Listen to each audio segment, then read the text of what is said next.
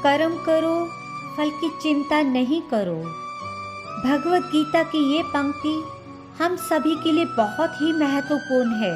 हम हमेशा पैसा, अच्छा घर, अच्छी गाड़ी और सुरक्षित भविष्य की इच्छा के लिए काम करते रहते हैं, लेकिन ज़्यादातर लोग ज़िंदगी को एक रेस समझकर इसलिए दौड़ रहे हैं कि उन्हें जल्द से जल्द मंजिल मिल जाए, और जब उन्हें मंजिल मिलती है तब भी उन्हें खुशी नहीं मिलती और वे अगली मंजिल के लिए भागना शुरू कर देते हैं। वे कभी समझ ही नहीं पाते कि ज़िंदगी एक यात्रा है, ना कि मंजिल, और ज़िंदगी में खुशी आपको अच्छी यात्रा करने से मिलेगी, ना कि मंजिल प्राप्त करने में। गीता का 18वां अध्याय मोक्ष संन्यास योग है। इसमें कुल 78 श्लोक हैं। ये अध्याय पिछले सभी अध्यायों का सारांश है। इसमें अर्जुन श्री कृष्ण से न्यास यानी ज्ञान योग का और त्याग अर्थात फलासक्ति रहित कर्म योग का तत्व जानने की इच्छा प्रकट करते हैं। गीता का 18वां अध्याय समस्त उपदेशों का सार एवं उपसंहार है। तो चलिए श्री कृष्ण का नाम लेते हुए इस गंगा सागर में डुबकी लगाते हुए 12वें अध्याय का पाठ आरंभ करते हैं। अर्जुन ने पूछा, हे माँ बाहो, हे ऋषिकेश, हे मधुसूदन, संन्यास और त्याग का तत्व पृथक पृथक जानने की इच्छा करता हूँ। श्री भगवान ने कहा, कामना वाले कर्मों के त्याग को ज्ञानी लोग संन्यास मानते हैं और विवेकी पुरुष फलों को त्याग कहते हैं। कोई पंडित दोषयुक्त जानकर कर्म को त्यागना उचित समझते हैं। कुछ लोग यज्ञ, दान और तप आदि कर्मों के ना छोड़ने को योग बताते हैं। हे भारत श्रेष्ठ, त्याग के विषय में हमारा जो निश्चय है वह सुनो। हे अर्जुन, त्याग 3 प्रकार के हैं। यज्ञ, दान और तप आदि कर्म त्यागने नहीं चाहिए। वे अवश्य करने योग्य हैं, क्योंकि ये तीनों ज्ञानियों को पवित्र करते हैं। ये सब कर्म आसक्ति और फल को त्याग कर करने चाहिए। मेरा निश्चय मत यही है जो उत्तम है। अपने नियमित कर्मों का त्याग उचित नहीं। यदि मोहवश ऐसा किया जाए तो वह तामस त्याग है। कर्म दुखप्रद है, ये विचार करके और शरीर के कलेश के भय से जो त्यागता है उस त्याग का फल नहीं मिलता। हे अर्जुन, अपना कर्म अवश्य करने योग्य है। जो कर्म फल तथा आसक्ति को त्याग कर किया जाता है वह कर्म सात्विक है। जो दुखदायक कर्म से द्वेष नहीं करता और सुखदायक कर्म से प्रीति नहीं करता वह त्यागी, सत्यशील, बुद्धिमान मुक्ति के योग्य है। देहधारी संपूर्ण कर्मों को त्याग नहीं कर सकता। कर्म का फल त्याग कर करने वाला त्यागी है। कर्म फल 3 प्रकार के हैं, अनिष्ट, इष्ट और मित्र। जो त्याग नहीं करते उनको मरने के पीछे मिलते हैं, त्यागियों को कभी नहीं मिलते। हे माँ बाहो, संपूर्ण कर्मों की सिद्धि के 5 कारण सांख्य सिद्धांत में कहे गए हैं, उनको जानो। शरीर, कर्ता, साधन, पृथक पृथक चेष्टाएं और देव शरीर, वाणी, इनको मन से भला या बुरा जो काम प्रारंभ किया जाता है उनके 5 कारण हैं। ऐसा होने पर भी जो केवल आत्मा को ही कर्ता जानता है वह दुर्गति कुछ नहीं जानता। जिसको ये अहंकार नहीं कि मैं करता हूँ और जिसकी बुद्धि कर्मों में लिप्त नहीं है वह मनुष्य प्राणियों को मारकर भी उनको नहीं मारता और उनमें नहीं बंधता। ज्ञान, ज्ञेय और ज्ञात, ये तीनों ही कर्म के प्रेरक हैं। कारण, कर्म और कर्ता, ये तीनों कर्म के साधन हैं। सांख्य शास्त्र में ज्ञान, कर्म और कर्ता, ये सत्वादी गुणों के भेद 3 प्रकार के हैं। इनको भी सुनो। जो सब भिन्न भिन्न प्राणियों में अविनाशी अविभक्त सत्ता को देखता है वह ज्ञान सात्विक कहलाता है। जिस ज्ञान से प्राणियों में नाना प्रकार की सत्ताएं दिखाई देती हैं उसको राजस ज्ञान जानो। ऐसा ज्ञान जिसमें बिना कारण और तत्वार्थ के जाने ही एक ही कार्य में लगा रहे, वह अल्प और तामस है। फल की इच्छा ना करके जो नियत कर्म संग और राग द्वेष त्याग कर किया जाता है, वह सात्विक है। जो फल की इच्छा से और अहंकार से बड़े यत्न से किया जाता है, वह राजस है। जो कर्म परिणाम, धन का खर्च, दूसरों की पीड़ा और अपना पुरुषार्थ न जानकर मोहवश किया जाता है, वह तामस कर्म कहलाता है। संग से रहित, अहंकार, धैर्य और उत्साह युक्त, सिद्ध असिद्ध में समान जो रहता है, वह सात्विक करता है। रोग युक्त, कर्मफल इच्छुक, लोभी, हिंसक, अपवित्र, हर्ष शोक से युक्त राजस कर्ता कहलाता है। चंचल चित्त वाला, नीच, मूर्ख, दूसरों की बुराई करने वाला, आलसी, विवादी, तामस कर्ता कहलाता है। हे धनंजय, गुणों की तरह बुद्धि और धैर्य के भी भेद हैं। उनको विस्तार से कहता हूँ, सुनो।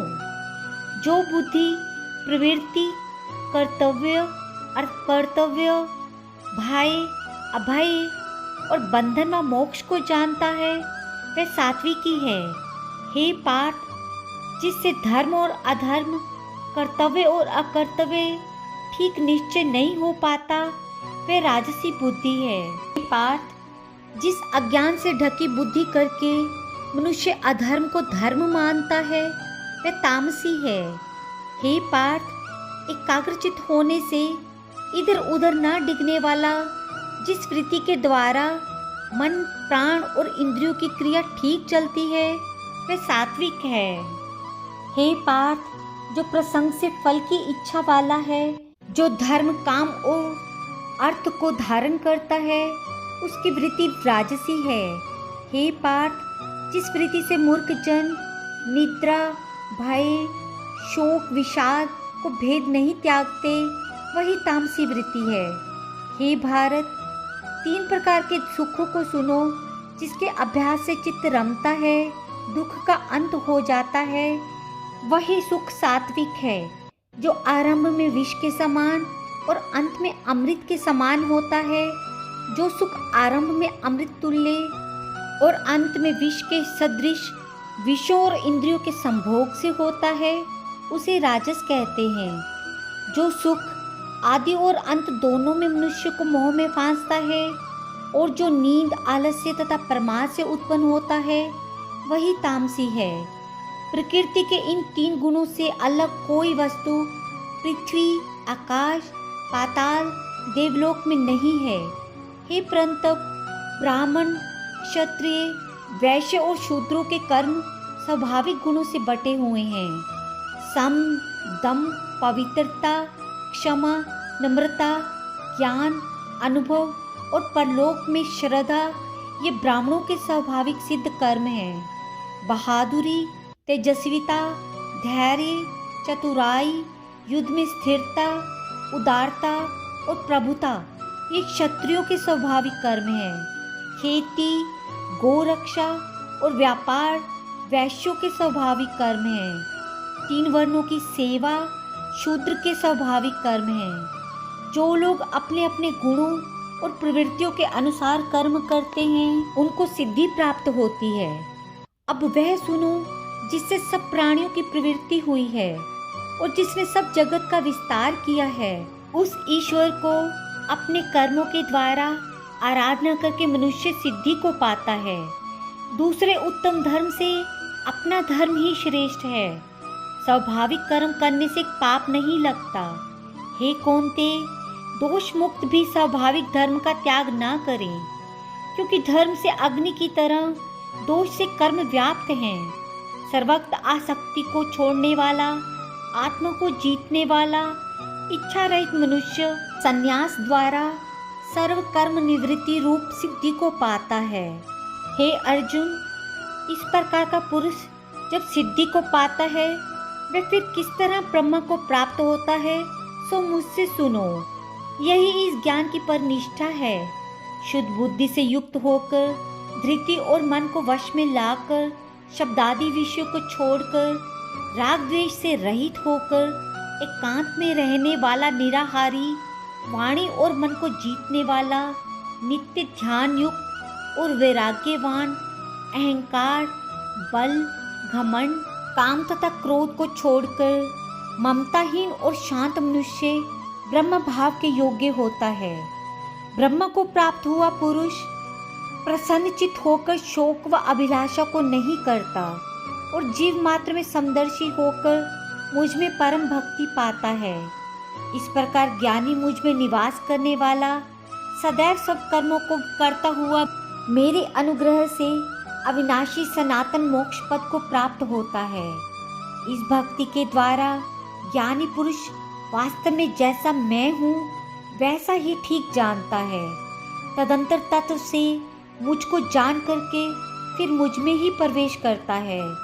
सावधानी से अपना मन मुझ में स्थिर कर और सब कर्मों को मुझी में अर्पण कर बुद्धि योग के आश्रय से निरंतर अपने चित्त को मुझ में लगा दे।